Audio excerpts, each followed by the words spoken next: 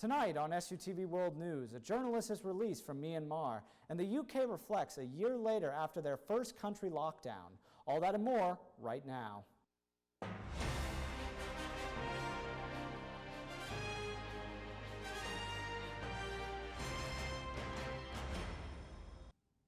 A journalist for the Associated Press has been released today from detention in Myanmar after being held there for 3 weeks. Thean Zhao was arrested on February 27th after covering the ongoing protest against the country's military coup.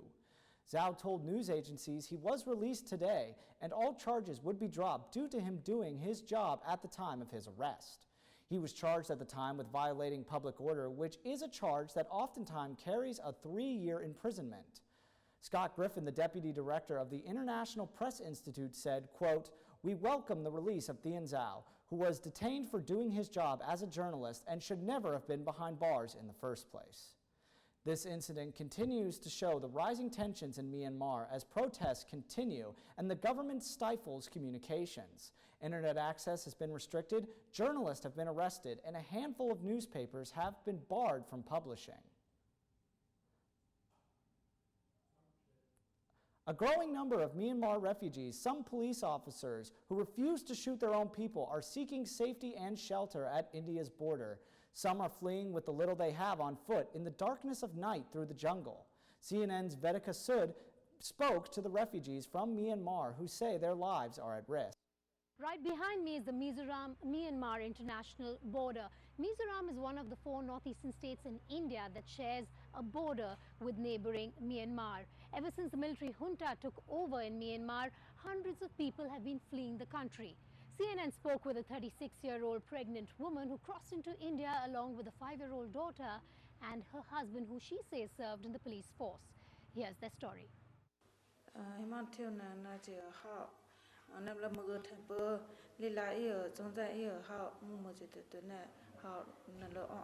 A close call for this woman and her family. Pregnant with a second child, she crossed over from Myanmar into India's northeastern state of Mizoram along with a 5-year-old daughter and husband. We're not giving her name since she fears for her family back home.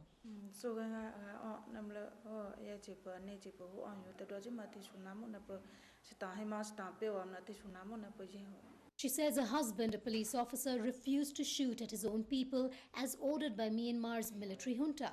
With 3 bags full of clothes, little money and the Bible, the family fled their hometown in the thick of night, undertaking an almost 200-kilometer long journey on motorbike and on foot.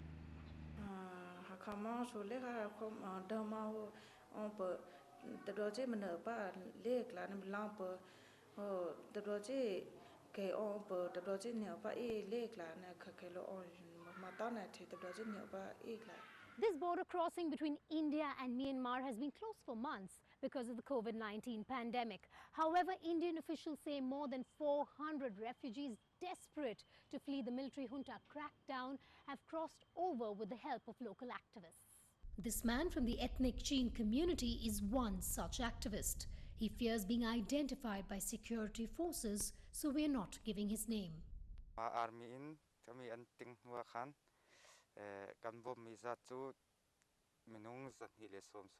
A strong network between activists and relatives of refugees on both sides of the border helps facilitate their escape, but not without risks.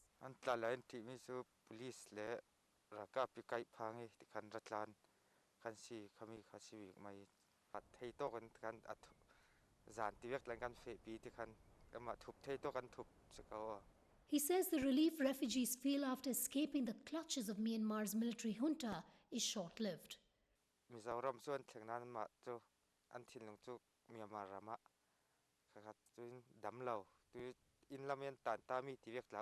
The family is given temporary shelter by a group of volunteers. She hopes to return with her daughter and unborn child to their country someday.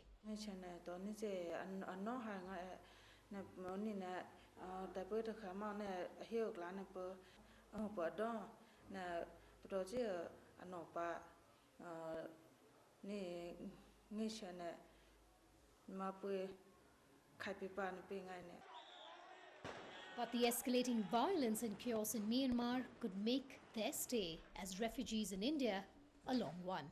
We've spoken to two more people who crossed into India from Myanmar. They claim the military junta has ordered the police to shoot at protesters. CNN cannot independently verify these claims or the claims made by the woman or local activists. We did reach out to the Myanmar embassy for a response, but have not received any so far. Tens of thousands have now been left homeless following a devastating fire in Rohingya refugee camp in Bangladesh on Monday.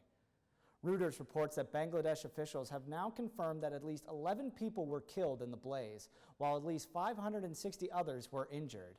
Louise Donovan, spokesperson for the UN High Commissioner for Refugees, has said that 400 people are still missing since Monday, while an estimated 45,000 people are now displaced with nowhere to go.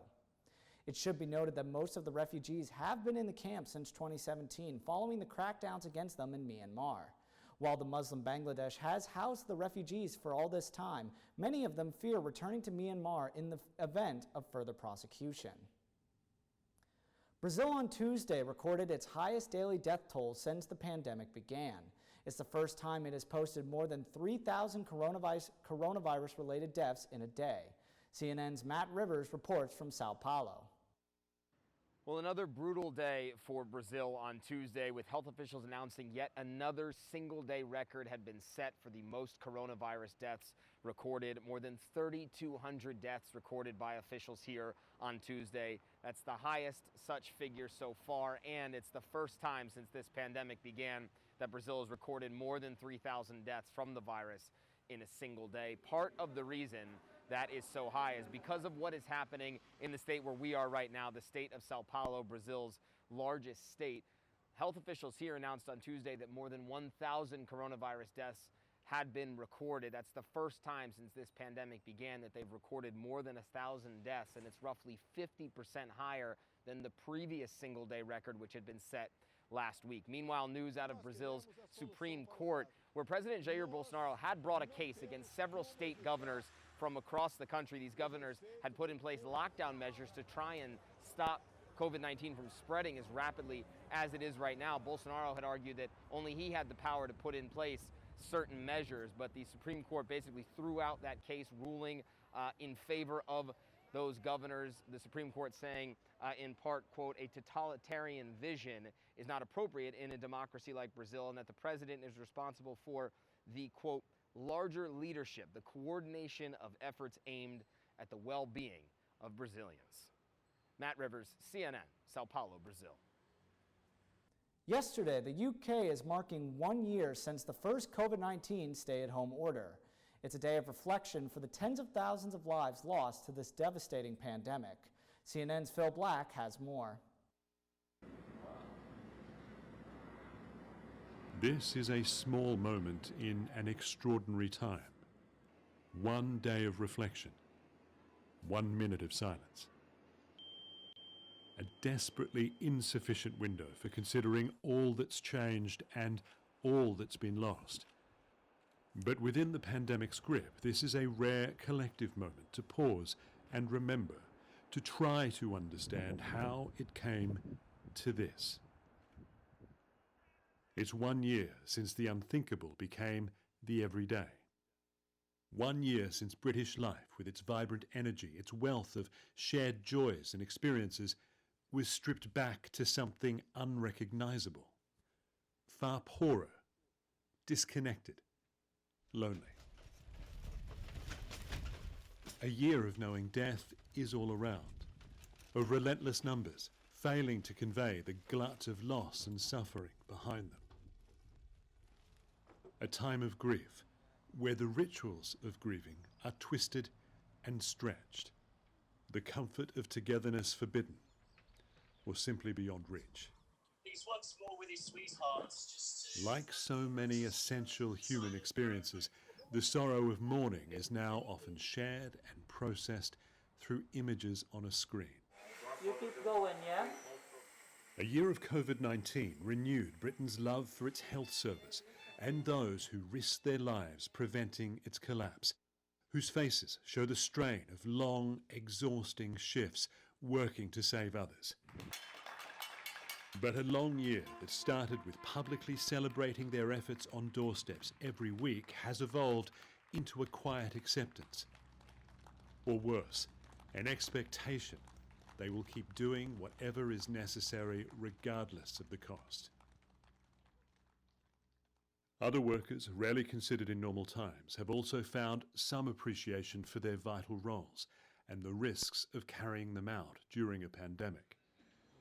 While the virus has become another force, exposing ingrained inequalities through its disproportionate impact on people of colour. After 1 year, everyone knows the suffering imposed by the pandemic is not equal. But everyone has suffered and lost something. Hello, my darling. We've lost time, especially time together. Hello.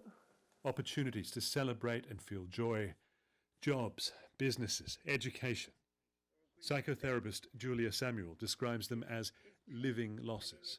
You feel frightened, you feel furious, you feel numb, you feel confused, you feel in denial, you feel all the different things, and you can feel them all at the same time. And yet you look out of the window and nothing's changed. Britain's year of COVID is only one chapter in a global saga of incomprehensible change and pain that is still being written. 1 day of reflection is utterly inadequate, but it's a start. Phil Black, CNN, Essex, England. You've got to take a look at this volcano in Iceland. After sitting dormant for 6,000 years, this volcano won't stop spewing red lava. The volcano near the capital city of Reykjavik erupted on March 19th, following weeks of increased seismic activity on the peninsula where it's located. An estimated 400 earthquakes were detected in the region last Thursday alone. The good news is officials say the overall threat level remains low. That's it for SUTV World News. I'm Adam Beam. Be sure to follow us on all our social media at SUTV News and check out our website at sutvnews.org. We're back with ship news and more on Friday, but until then, good night.